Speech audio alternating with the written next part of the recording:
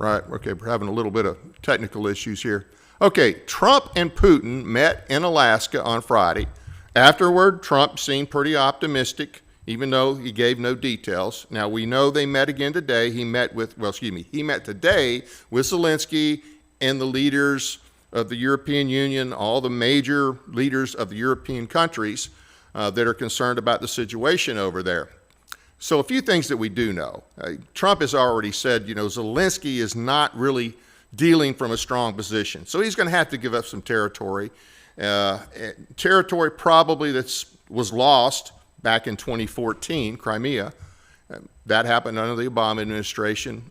And it's ridiculous to think that he's going to get that back. He may have to cede some other territory. Now, all these things, of course, are going to be left up to Zelensky and the Ukrainians. It's ultimately their decision to make whether or not they do this. And, of course, Zelensky and the European Union and other countries, the countries that make up the European Union, they're concerned about, they want some sort of security program plan for Ukraine and, of course, for Europe. And so hopefully within the next week, they will meet and come up with a plan to end all this.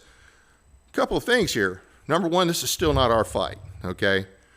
Hopefully, even if it's a security force, I hope that there's no American troops involved, and I hope the spending on it from the U.S. is minimal, if any. We've already gave them way, way too much money.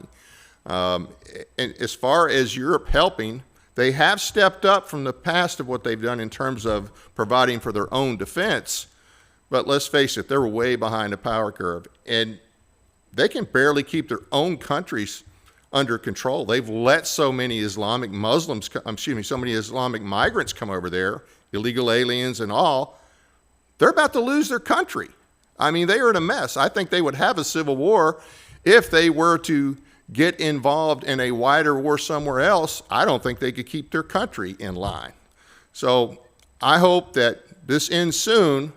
But I hope that we don't get stuck with any of the actual security responsibilities, and we need to stop paying out anything, okay? Ukraine's not even an ally or a member of NATO. Now, I can only speak for myself. I only care about America, okay? I really only care about America. I am fresh out of dams to give for any other country than the U.S. Now, that includes the non-country terror haven hellhole of Gaza. The more Hamas that Israel eliminates, the better.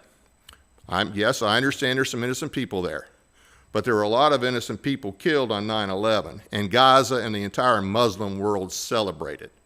Once again, I'm in short supply of dams to give for anywhere but the U.S.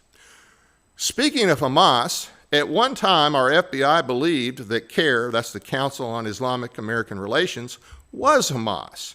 And Hamas still is listed as a designated terror entity.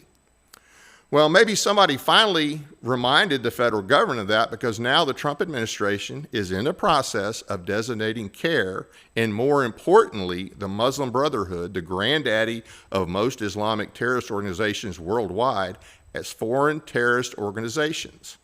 Way overdue, but I hope that means that they are also going to take a harder look at Qatar, a country the administration recently bragged about making a deal with that was going to invest billions of dollars in America. Qatar is and has been a very much like Iran when it comes to financing terror. There's also a Tennessee link to Qatar we can talk about sometime. Just go to dailyrollcall.com and look up the article. It's Haggerty / Samara Ali / her husband. I don't recall the year on this. And yes, Haggerty is a reference to now Senator Haggerty. Okay. Speaking of Tennessee and the cult from hell, also known as Islam, a woman was raped numerous times in front of a church in Nashville last week, right off Nolensville Pike, by a follower of the raping, murdering pedophile Muhammad. The perp's name is, Muhammad. The victim was unconscious and later died. She had no identification on her. An autopsy is or has been conducted. See the full story in Bare Naked Islam. I don't know why we haven't heard more about this story from the local press.